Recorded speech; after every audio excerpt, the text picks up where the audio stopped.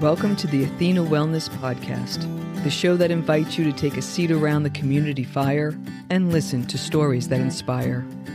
I'm your host, Kathy Robinson, author, coach, and founder of Athena Wellness, a company that's dedicated to supporting you as you create your next chapter, turning life transitions into transformation.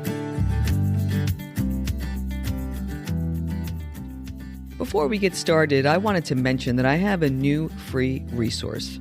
It's a short guide titled 5 Questions to Explore a Soulful Second Chapter, and it's perfect if you're thinking of leaving your professional career and considering what's next. You can download it at athenawellness.com/reimagine, and I'll also put a link in the show notes so you can check it out. Hello and welcome, friends. Thanks so much for joining me. Let's continue our midlife coaching conversation series inspired by a student who asks, "You always talk about living from the heart. What does that mean and how do I do it?" Last week, we explored how to utilize the energy created in your stillness practice to make empowered decisions that feel effortless. Today, we'll talk about how to bring that good energy out into the world, a true hallmark of a heart-led life. As we've discussed, heart-based living isn't just about your emotions. It's about mindfully prioritizing your inner well-being and aligning your actions with your core values. And at the center of this state of being are your stillness practices, which allow you to connect with your intuition and inner wisdom. As you consistently practice, you'll notice significant benefits. You'll have more clarity and focus, feel less stress, and feel more creative, resilient, and compassionate. But the impact doesn't stop there. I'm sure you've had the experience of witnessing how small, seemingly insignificant actions can create a domino effect of positive change. It works that way with heart-led living. The positive energy you create moves beyond your personal experience and ripples outward to your community and the broader world. When you think about it, it's quite a miracle that as you prioritize your inner self, you become a source of positive change. Let's take a look at how that works. It can seem counterintuitive that making a time investment to prioritize your inner self has an outer world payoff. And that's because we're connected in more ways than our 5 senses tell us. And just like a pebble dropped in a pond sends ripples outward, so does the positive energy created through heart-based living. I'll give you some examples, starting with the smallest ripples and working outward. The inner circle. The ripple effect of a heart-led life begins with the innermost circle, the core of your being and how you choose to interact with those closest to you. To what degree are you cultivating authenticity, empathy, and compassion? By expressing yourself with openness and honesty, you build more meaningful relationships with yourself and others. Over time, this creates a supportive network where others feel safe to be themselves and offer each other understanding and kind. These types of connections are beautiful breeding grounds for empathy, where you see the world through another's eyes, and compassionate action that uplifts others. Of course, there are challenges as well. Expressing yourself in this way requires vulnerability, which can bring fears of judgment and rejection in your personal and professional lives. It can also bring up inner fears, such as self-doubt and memories of past hurts. But the benefits far outweigh the risks. When you choose this way of living, you start to see the magic unfold within your closest circle. And this deeper sense of belonging becomes the foundation of your life. The ripple effect begins here. And you can cultivate this supportive space by utilizing the techniques we've discussed in this series. You've been encouraged to explore your values and practice expressing yourself honestly in safe spaces, to actively listen, offer support and kindness, and surround yourself with those who value genuine connection. As a takeaway, I suggest expanding this out a bit and go deeper with one person in your inner circle. While engaging in conversation, actively listen to them to understand their perspective, and then share something honest about yourself in return.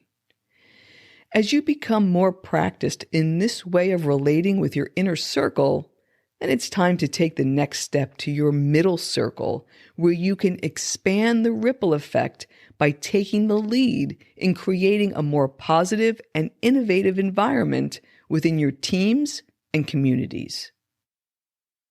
The middle circle. The middle circle includes your professional life and social interactions. Here, the power of positive leadership creates a ripple effect throughout your work and community. And when you lead with compassion and empathy, you set a positive example that uplifts and inspires. Small, seemingly insignificant daily choices can impact the broader world in ways you may never know and can't even fathom. Perhaps you've heard of the butterfly effect, derived from the work of meteorologist Edward Lorenz, who suggested that due to the interconnectivity of the world, small changes can lead to big impact in complex systems. Lorenz gave a now famous example of the flutter of a butterfly's wings causing significant and unforeseen consequences in the weather patterns far away. This beautifully illustrates the power you hold to create positive change, even through the smallest gesture during your daily interactions. But it's not always easy to do. The pressures of work and social situations can make it challenging to remain authentic and empathetic, especially if you're in a negative environment. But once again, the benefits outweigh the challenges. Your persistence will create more collaborative and innovative workspaces and inclusive, welcoming communities. And as a takeaway, I suggest experimenting with how you can expand this influence. You can do this by being mindful of your daily actions that involve others, including making decisions based on your values, empowering those around you, spreading compassion in your interactions, and being an advocate for positive change. By doing so, you extend your ripples from your inner circle to your middle circle and finally to your outer circle. The outer circle. Your outer circle encompasses society as a whole, where the transformative power of heart-based living truly shines and shapes the world around you. Businesses become more responsible, prioritizing ethics, social good, and sustainability because that's what their empowered consumers want. Education champions empathy and compassion alongside academic excellence. The arts and media amplify positive messages and inspire social change. As a result, our environment and communities are enhanced, rippling throughout the planet. Now, I know that imagining a better world in this way can sound like a John Lennon song. And in my lifetime, we've repeatedly advanced and regressed. But here's what feels different. In the past, ripple effects were initiated by specific causes, such as human rights, the peace movement, and the environment. But here are 3 shifts that I see and feel. 1. From systemic to the individual. Historical movements were concentrated on large groups changing systems and policies for a specific cause. Today, systemic change can be driven by individual values-based action impacting how businesses operate, government and education systems function, and individuals interact with each other. 2. From negative to positive. Historical movements were about reacting to a negative situation or injustice. Today, we can proactively work to build a better future. And 3. From organizing to democratizing. Perhaps this is what I find most hopeful. Unlike historical movements that required large-scale organization, strategic skill sets, and sheer force, anyone can participate in creating a positive ripple effect. By simply choosing kindness and authenticity in your daily interactions, you can contribute to global transformation. Taking your practices out into the world becomes a building block in a more positive world.